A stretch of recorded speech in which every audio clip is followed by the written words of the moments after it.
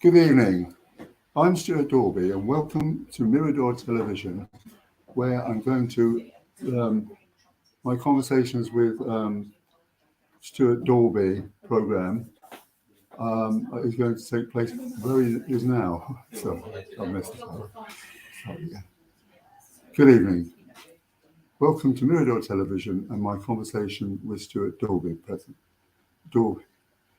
My guest this evening is my stepdaughter, Eugenie Arrowsmith, who's had a very long and very successful career in the creative arts and in the media. So we're going to talk about these things and various other things. But let's start at the beginning. I first met you, Eugenie, when you were a very small child, when your mother had sort of moved the family down to Brighton from London.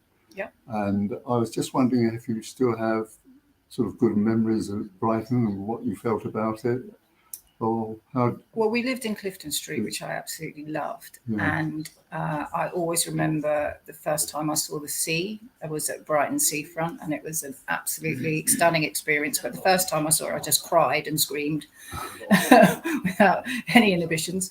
And I first went to school on the Brighton Bell, which was an absolutely beautiful experience. And I love Brighton. I've ping-ponged between Brighton and Wales for most of my life. Right, yeah. Well, in fact, after some stay in Brighton, your mother decided that she wanted to have a sort of green life for you and her children, as you've got a sister and a brother. I also know, of course, obviously. And I think with her then partner, they found an old farmhouse in West Wales, which they were going to renovate and live a green life. And they did that to a certain extent, didn't they? They had an organic garden, and they used to make their own wine, and there was all kinds of it. And I can remember much later in life, I came and stayed with you for a couple of days. And it was wonderful. It was wonderful watching the sort of going up on the back of the hill and watching all of so forth and so on. And you had lots of parties, didn't you? And lots of things coming around. Yeah, the thing I really remember about it was suddenly not living with electricity and having to get water from a well. And as a child, growing food rather than it coming in a packet. So these were all things that were really exciting and new. I once grew a £2 or something, £3 even, from a prize-winning parsnip. We had chickens. We also, went to a school where there was only a very, very tiny entirety of the whole school. I think there must have been about 17 people in a place called Farmers.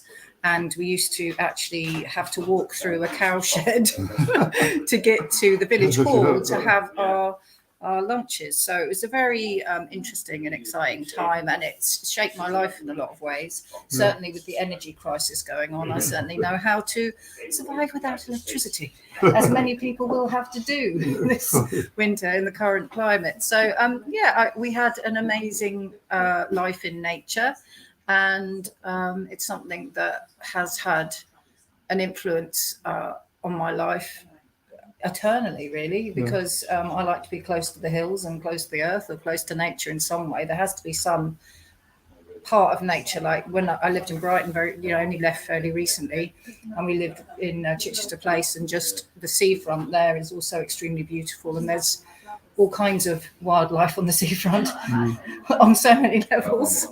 Well, when you children sort of got rather fed up with no TV and no this, you moved down into Lampeter, didn't you? Yeah, we moved into a small little terrace cottage in a place called Lampeter, and went to a comprehensive school there. And as is often the way, the arts, coming from a very alternative background, the arts were an obvious place to be. My dad's a photographer, as you know, and my mum's a fashion designer. So she was part of the Greenham Common demonstrations and all the kind of movement towards feminism in clothing making and stuff like that. So that was this is now my dear wife. That is now your dear wife.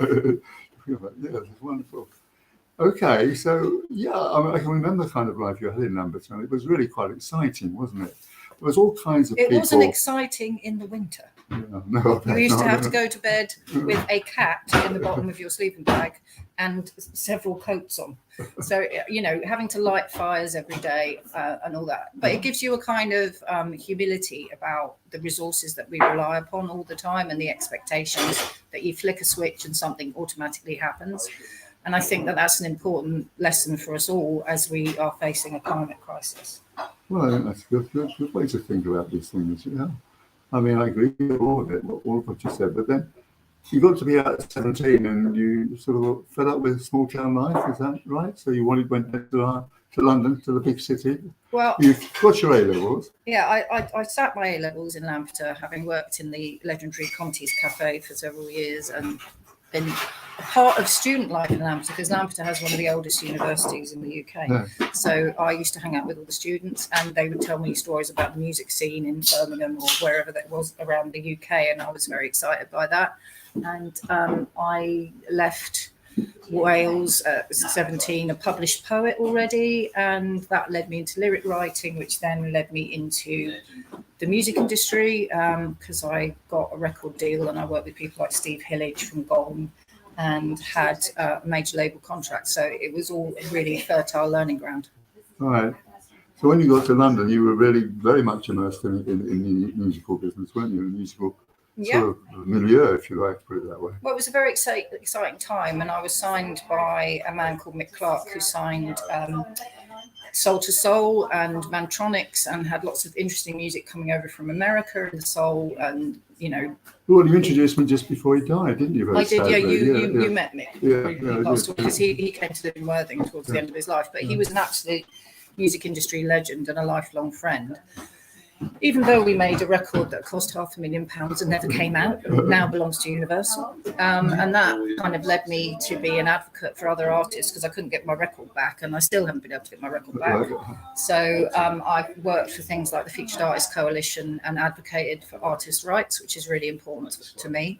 And my dad also has taken lots of very famous music industry photos. He took the classic Band on the Run album cover, and I've worked with him organising exhibitions of his work. Yes, I know you have. Most recently as well, haven't you? Because we did that exhibition of this one of being up in Manchester, the old painter. What was his name? Lowry, yes. And then you did one that Peter Gabriel. We did a lovely exhibition of Peter Gabriel. So I've done a lot of work with him, but we also did some interesting work with David Bowie's designer Kansai Yamamoto, and we were at the British Museum doing a shoot with him there before he sadly passed away, which was a really sad thing, but he was a great creative genius. So I've had some really interesting times, and I also worked for the Big Chill Festival, which was a really amazing arts and culture festival too. So Okay, and then you knew some other people. Then very sadly you became ill. What, in 2007?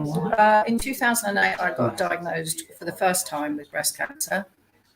Which was a bit of a shock to the system, because I was very young to have breast cancer and no history of it in my family. And it sort of really set me on a particular path, changed my life in many, many ways. I went back to college and I went to Northwood College in Sussex and got a BA in fine art.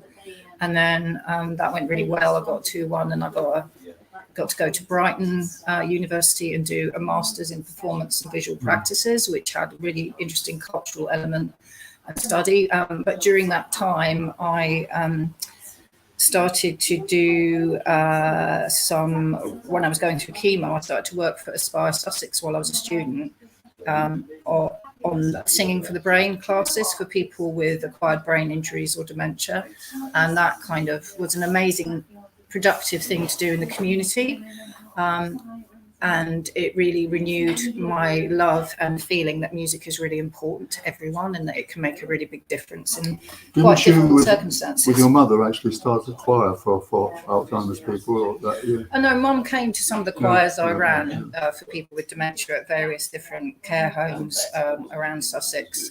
And I actually taught in the Alzheimer's Society office in Worthing a few times. And then I got the job once I'd graduated, I got the job in 2018 as the media officer for London and the South East for the Alzheimer's Society. And it was largely came through the Singing for the Brain route. And also it came about because when I was very ill, I was in and out of hospital because I had got breast cancer again in 2011.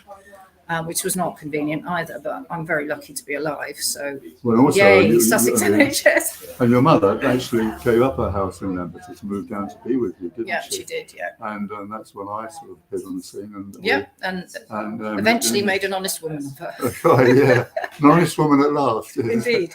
My nan always said that, Stewart. It's very nice. So it's been a 48-year. No, it was very, very funny. Burn. It was very, very funny because I think I was one of the only people that I'd gone into the house where you lived in Shaftesbury Road. Do you remember? Yeah. And your mum,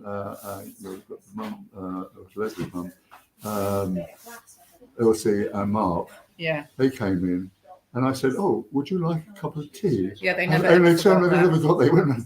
Oh, he's a nice boy. Yeah, and they Why always don't you marry him? Yes, indeed. It was a good suggestion. It just took rather a long while to come to fruition. We always remember that. Yeah.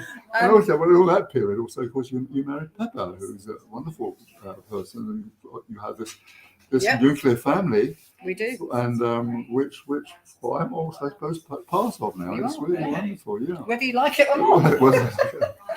Yeah. So what you're now? You moved back to Wales, haven't you? I have, yeah, because I'm now the media officer for Wales and West Midlands for the Alzheimer's Society, which is a job I absolutely love. Working for an organisation I really believe in and who are doing incredible work to help people living with or affected by dementia and advocating for them to call the government to task to make the changes that need to be made to improve the social care system. Right. Well, do you think that your own illnesses is what's led you into being involved with that outside? Oh, absolutely. Yeah. I think what I saw happening in the NHS when I was going through cancer treatment was that I was on the A list, so I got the VIP treatment if I got a temperature during chemo. But I would so often see elderly and confused people just abandoned in casualty or accused of being bed blockers and not treated with the dignity and the respect. And in parallel to that, my friend Dominique introduced me to Singing for the Brain and to some of her clientele, and then I ended up doing this through my chemotherapy, and I saw the difference it made to people affected by dementia, and it really became a cause I became very passionate about, because I don't like to see anyone mistreated, and certainly, we're not doing right by people affected by dementia at this time. I think there's so much more we could do to make their lives so much better. Yeah. Well, it's worthwhile doing this, isn't it? And actually broadcasting about what can be done. I mean, people, I know if they take sort of tests to find out, they might have a longer life, as I understand it. Yeah, and I think everyone's afraid of a diagnosis, but 9 out of 10 people that actually have a diagnosis benefit from it. And, it gives them access to support. We have a wonderful support line, a Dementia Connect service that people can phone 7 days a week. We have dementia advisors, and really we're capable of making a real difference to people as they navigate all the different things that happen when you get diagnosed with a condition like dementia. Right. Well, thank you very much, Eugenie. That was most enlightening. Fantastic. Very nice to see you as well. I spent the day with you, so this is a very odd end to the day. God, what a day. What a day. Let's hope the Queen is not dying. Well, she is dying, isn't she? Obviously. Well, I really hope not. I hope that she's okay. So very we love sad, her so much. It is, yeah. She has been the most popular person ever, hasn't she? Absolutely. Absolutely. Example to all women. Yeah. Well, example to all of us. Yeah, absolutely. God, she's been so popular and so much loved. And she's sort of this sort of. She's held it together over decades. Yeah. Absolutely amazing. Oh yeah, very sad. Okay, old boy. That's it for now. Nice to see you all. Yeah, bye.